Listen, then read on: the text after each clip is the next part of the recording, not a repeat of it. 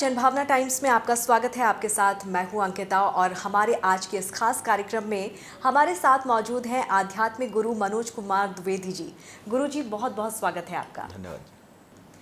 तो आज हम बात करेंगे सनातन धर्म की। सनातन धर्म सबसे प्राचीन धर्म है, लेकिन इसमें एक मत नहीं है लोग। हाल ही में एक इस्लामिक देश सऊदी अरब की राजधानी रियाद में हुई खुदाई और सर्वे में कई चौंकाने वाली चीजें निकलकर सामने आई हैं। पुरातत्व विभाग को दक्षिण पश्चिम इलाके के अल्फाओ की साइट पर खुदाई के दौरान 8000 साल पुराना मंदिर और यज्ञ वेदी मिली है। तो क्या सऊदी अरब में एक समय में हिंदू सभ्यता का अस्तित्व रहा है? साथ ही अनेक ऐसे अवशेष भी मिले हैं जिन पर देवी देवताओं के चित्र उकेरे गए हैं। गुरुजी, ऐसे में आपसे जानना चाहेंगे कि अब भी क्या ये संदेह है कि जो सनातन धर्म है वो सबसे प्राचीन धर्म है?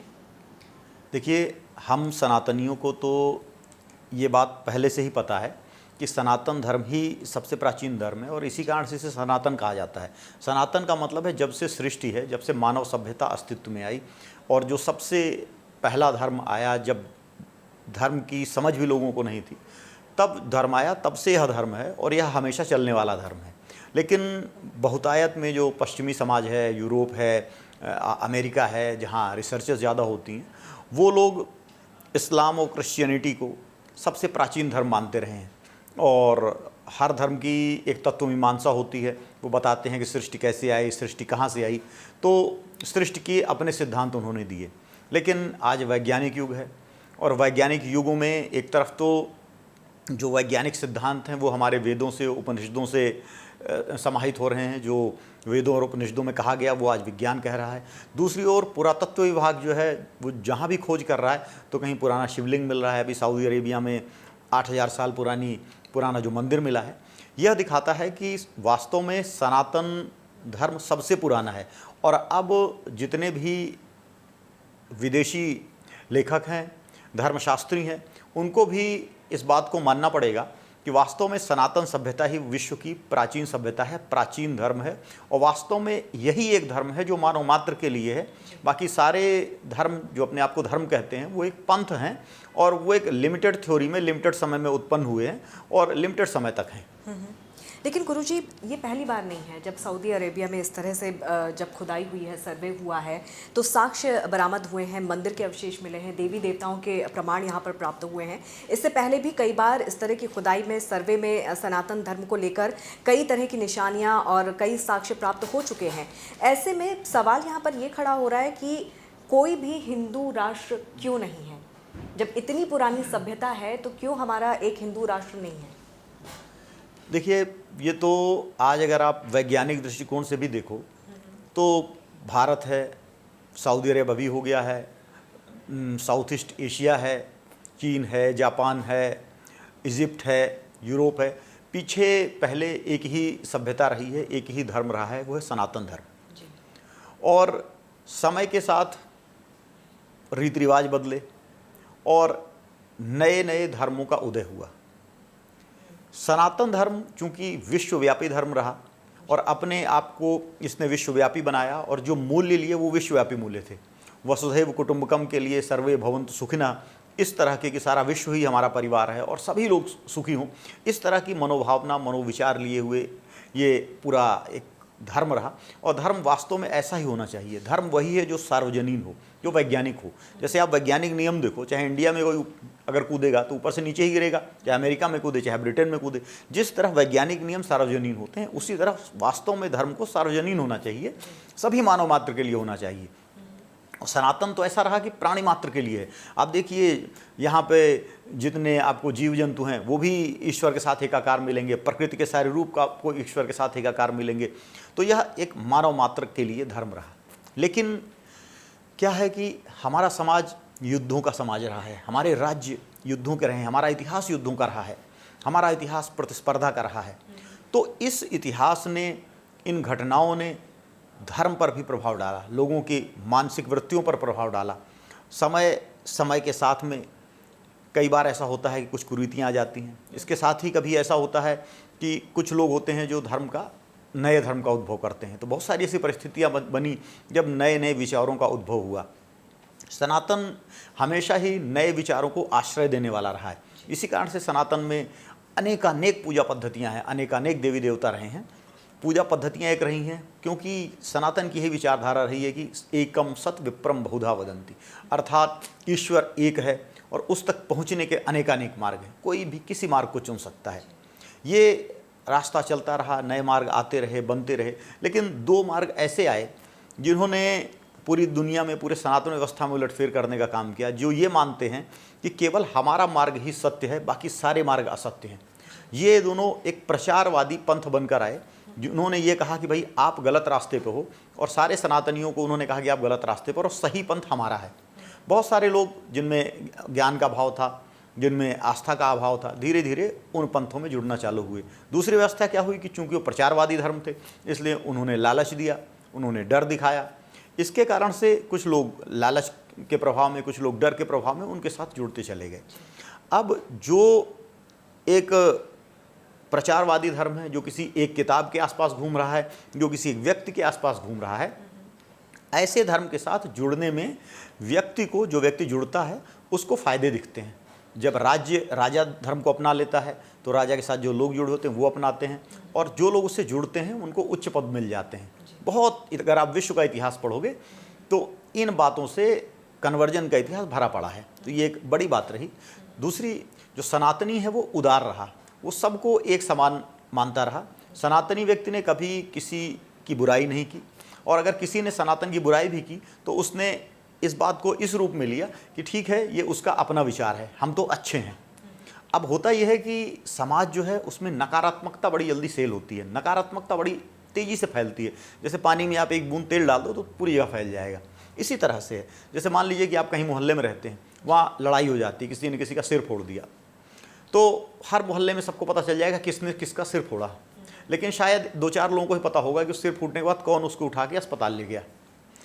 तो जो निंदा है, जो बुराई है, जो संप्रदाय दूसरे की निंदा करता है, दूसरे की बुराई करता है, तो सहज रूप में व्यक्ति उस पर भरोसा कर लेता है।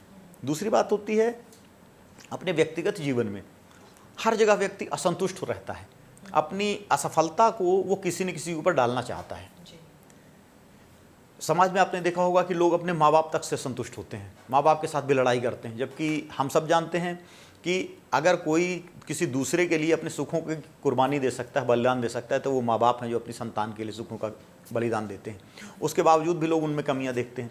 तो धर्म और ईश्वर एक बहुत बड़ी सत्ता रही है जिसके ऊपर लोग अपनी कमियों को डालते रहे हैं। अगर कोई व्यक्ति अपनी दुखों का कारण ढूंढता है तो वो मानता है कि ईश्वर ने मेरे साथ अन्याय किया है, मुझे दुख दे दिए। अगर व्यक्ति सफल नहीं हुआ तो व्यक्ति मानता है कि भाई ईश्वर ने मुझे सफलता नहीं दी, मैंने इतनी पूजा पाठ की, इतना किया, नहीं मिला। तो ये ऐसा कारण रहा। और जब कोई व्यक्ति आए और जो प्रचारक आए और उसके धर्म का अपमान करे और उसके धर्म को ऊंचा नीचा कहे, तो बहुत सारे ऐसे व्यक्ति होते हैं जो उसमें चले जाते हैं। बहुत सारे ऐसे व्यक्ति होते हैं जो प्रलोभन में फंस जाते हैं। और जब कहीं राज्य होता है तो कई व्यक्ति ऐसे होते हैं जो दबाव में होते हैं। तो प्रचारवादी जो धर्म थे, उन्होंने एक पूरा समूह बनाकर और अपना प्रचार किया, और उनका उद्देश्य था कि ज़्यादा से ज़्यादा लोग हमारे पंथ में जुड़ें। दूसरी ओर सनातन को इस बात से कोई फर्क नहीं पड़ता था कि लोग उससे जुड़े या ना जुड़ें। सनातन ने कभी विरोध नहीं किया। आज भी अगर भारत में कोई भी सनातनी है, वो चाहे किसी भी धर्म में जाना चाहे, तो उसका कोई विरोध नहीं है। लेकिन अगर कोई इस्लामिक व्यक्ति है, वो छोड़ के चला आता है, तो फतवे जारी हो जाते हैं, गला काटने की धमकी मिलती है। तो ये स्वरूप दिखलाता है कि स्वरूप क्या है, 2, 3, 4 पंथ जो हैं उनके वास्तव में स्वरूप क्या है। तो ये कारण रहा कि पूरे विश्व में फैला होने के बावजूद कभी सनातन ने इस बात की चिंता ही नहीं की कि हमारा भी कोई देश होना चाहिए, क्योंकि इनकी सोच देश तक नहीं थी, इनकी सोच विश्व तक थी। इस कारण से ये देश के बारे में नहीं सोचे। लेकिन मुझे लगता है कि अब ऐसा समय आ गया है कि कम से कम एक देश होना चाहिए सनातनियों का। तो क्या गुरुजी ये संभव हो पाएगा, क्योंकि सनातन धर्म सबसे प्राचीन, सबसे श्रेष्ठ धर्म है, तो ऐसे में क्या एक राष्ट्र का, हिंदू राष्ट्र का सपना संभव हो पाएगा, ये साकार हो पाएगा? ये तो सनातनी ही मिलकर डिसाइड करेंगे, क्योंकि जिस तरह विश्व आगे चल रहा है, जिस तरह विश्व की गतिविधियां चल रही हैं, तो आज अब वो व्यवस्था तो नहीं रही है, पूरे विश्व में फैला है। अब तो सिकुड़ते सिकुड़ते यह व्यवस्था हो गई है कि अभी एक राज्य भी ऐसा नहीं है जहाँ सनातनी नियमों को कुछ चल रहे हों, जो मूल्य चल रहे हों। तो अगर सारे भारत के सनातनी ये डिसाइड करते हैं या बहुमत ये डिसाइड करता है और अपनी मांगों को प्रखरता से रखता है और इस बात को मान लेता है कि हाँ हमें हिंदू राष्ट्र चाहिए, हमें सनातन राष्ट्र चाहिए, एक ऐसा राष्ट्र चाहिए जो हमारी मूल्यों के हिसाब से चले, और अगर दुनिया में कहीं हिंदुओं पर उनके धर्म के कारण अत्याचार होता है, कहीं उनकी जेनोसाइड की जाती है, तो कहीं वो शरण ले सकते हो तो ये देश, इस देश में शरण ले सकते हो, कहीं उनकी सभ्यता और संस्कृति को जीवित रखा जा सकता हो तो इस देश में रखा जा सकता हो। अगर ये देश है जिसके अंदर किसी हिंदू को भी उसकी धार्मिक शिक्षा मिले, उसका अपने मूल्यों से ज्ञान कराया जाए, तो कोई ना कोई ऐसा राष्ट्र, ऐसा देश चाहिए होगा, क्योंकि पहले समाज ही बहुत सारी चीज़ें डिसाइड करता था। आज लोक कल्याणकारी राज्य आ गया है, आज शिक्षा है, स्वास्थ्य है, नगर नियोजन है, नगर सुविधाएं हैं, और छोटी छोटी चीज़ें भी राज्य द्वारा डिसाइड की जाती हैं, राज्य द्वारा एक्ट बनाए जाते हैं, कानून बनाए जाते हैं, और उसका पालन करना सबको ज़रूरी होता है। ऐसे में ये बहुत आवश्यक है कि उन नियमों में, उन कानूनों में, उन शिक्षा स्वास्थ्य व्यवस्थाओं में धर्म का भी असर हो, सभ्यता, संस्कृति और मूल्यों का भी असर हो। वो तभी संभव होगा जबकि वो हमारा सनातन का राष्ट्र बने, हिंदू राष्ट्र बने, और ये तभी संभव हो पाएगा जब 100 करोड़ सनातनी इस बात पर रजामंद होंगे और इस बात की मांग करेंगे। क्यों कहते हैं ना, बिना रोए तो माँ भी बच्चे को दूध नहीं पिलाती। तो बताना पड़ेगा, अपनी इच्छा को बताना पड़ेगा, जी हाँ कि हमारी इच्छा है। अगर ऐसा हुआ तो अवश्य ही बन जाएगा, क्योंकि कहते हैं ना, जहाँ चाह वहाँ राह, और बाकी प्रभु की कृपा तो है ही है।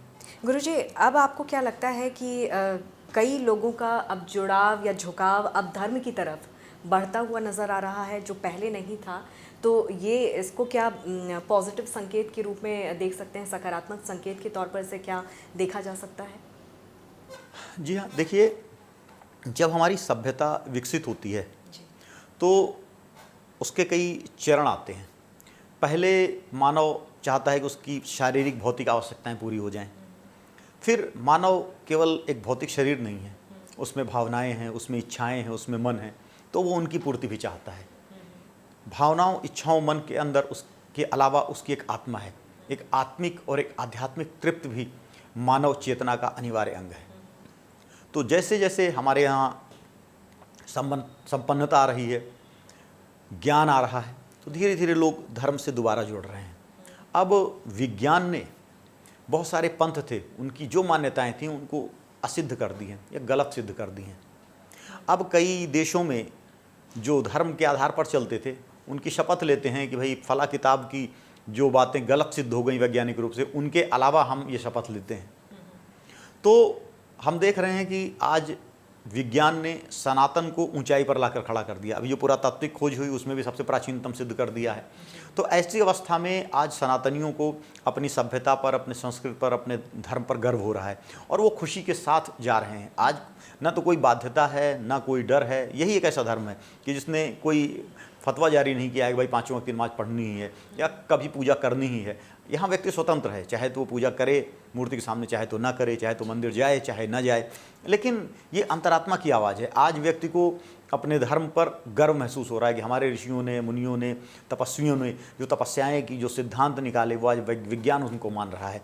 और यह सभ्यता सबसे प्राचीन सभ्यता है, और यह ऐसी सभ्यता है जो विश्व शांति दे सकती है, विश्व को एक सूत्र में बांध सकती है, बिना किसी को नुकसान पहुंचाए, बिना किसी के विरुद्ध हिंसा किए, बिना किसी को प्रताड़ित किए, बिना किसी को उत्पीड़ित किए। तो व्यक्ति गर्व महसूस कर रहा है और व्यक्ति धर्म से अपने आप को जुड़ रहा है।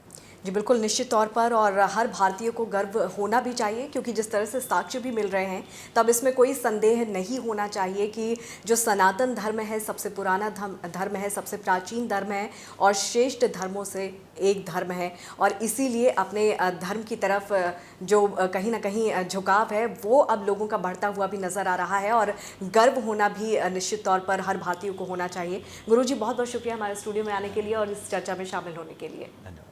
और इसी के साथ हमारी खास पेशकश में फिलहाल इतना ही। आप जुड़े रहिए जनभावना टाइम्स के साथ। नमस्कार।